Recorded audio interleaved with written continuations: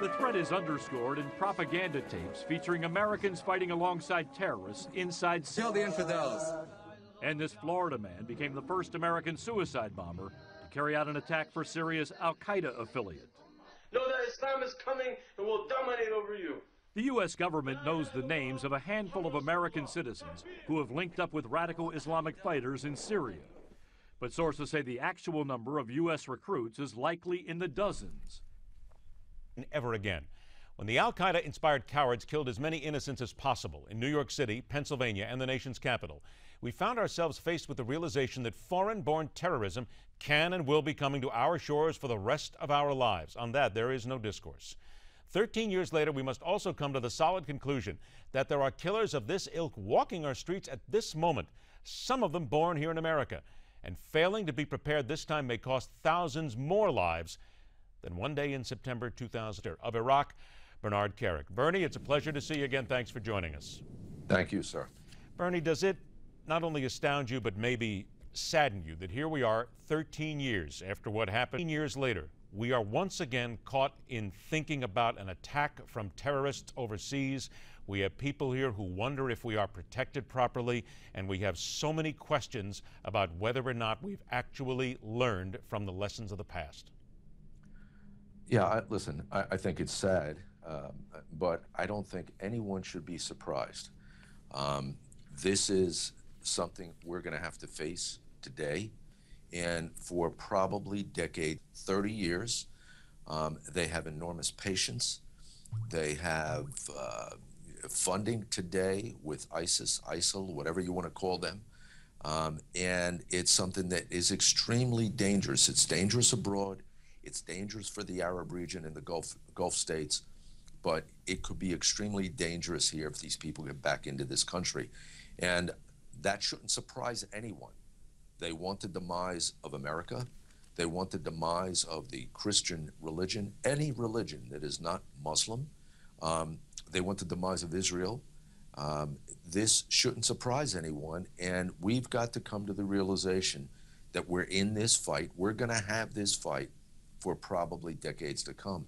But are you not saddened, and maybe even a little bit surprised, that 13 years later, the American people, many people, still don't seem resolved to the fact that this is ongoing, that this is still as bad as it was 13 years ago, and in the minds of many people, we have a leadership right now, an administration that for whatever reason doesn't seem to be taking all those things we learned seriously.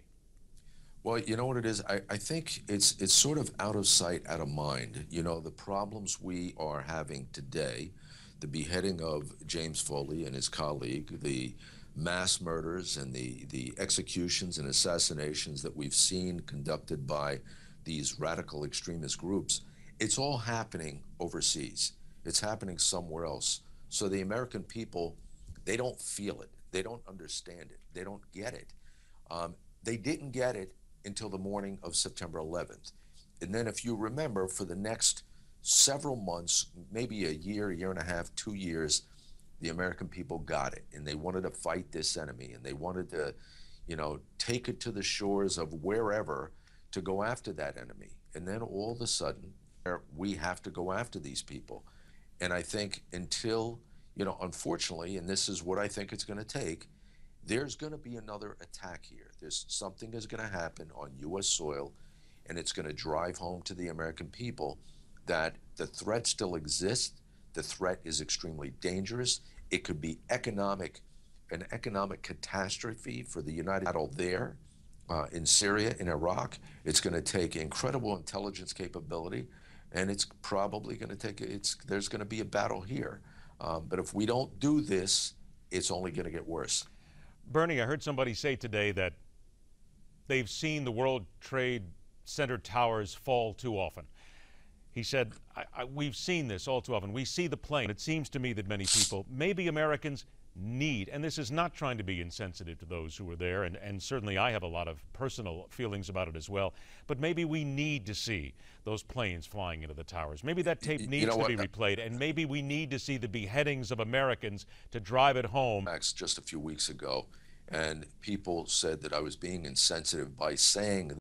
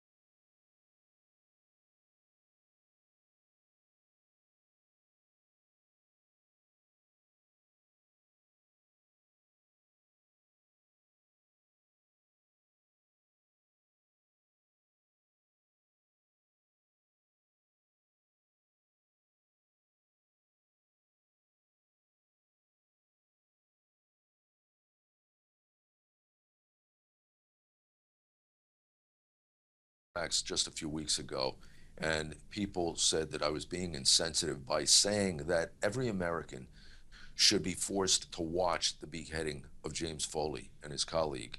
And the reason I say that is because nothing drives that threat home more than that, worse than that. And here's the problem. As Newsmax just reported earlier today, there are dozens, if not hundreds, of Americans right now in Iraq and Syria. They're coming back here to the United States.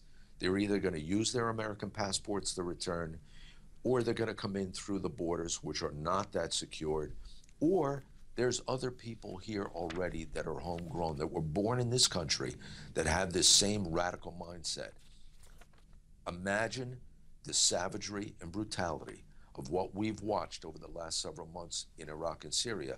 Imagine that right here. We don't need planes flying into buildings again. It's not going to, I don't think that's going to happen. I don't think the power grid's going to happen. Take down the power grid or the water supply. It's not necessary. You want to create a complete change in the psyche of the American people. If we see the savagery and brutality of what we've seen over there, here, in our elementary schools, our malls, our military bases, our tourist sites, I promise you it's going to create an economic downfall of this country that far surpasses September 11th. That's my fear. Bernie, to your point here, about the 2 minutes we have left, homegrown terrorism. We have a number here, last updated July of 2014, 426 total extremists, 246 charged.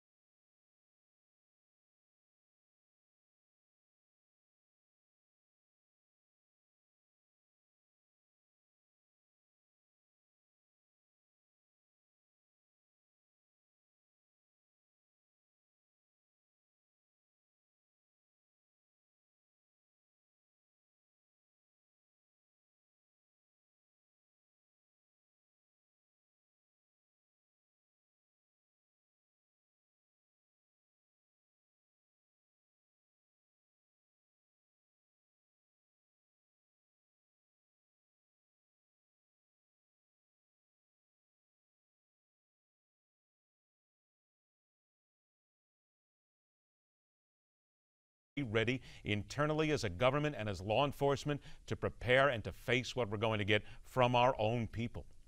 Listen, those numbers you just gave me, those are reported numbers. Those are numbers we know about. I would estimate that those numbers are completely off, and there's far more here than we actually know about. And I give a lot of credit to the intelligence community, the FBI, federal, state, and local law enforcement today. They're communicating better than ever. But it's going to take an enormous amount of work to identify the people that's going over there, the people that are born here, the people that have this mindset. We really have to get it together, keep it together, to identify them and take them out before they do the damage they want to do to this country and the people in it. Bernie, do you feel safer now than you did 13 years and 1 day ago?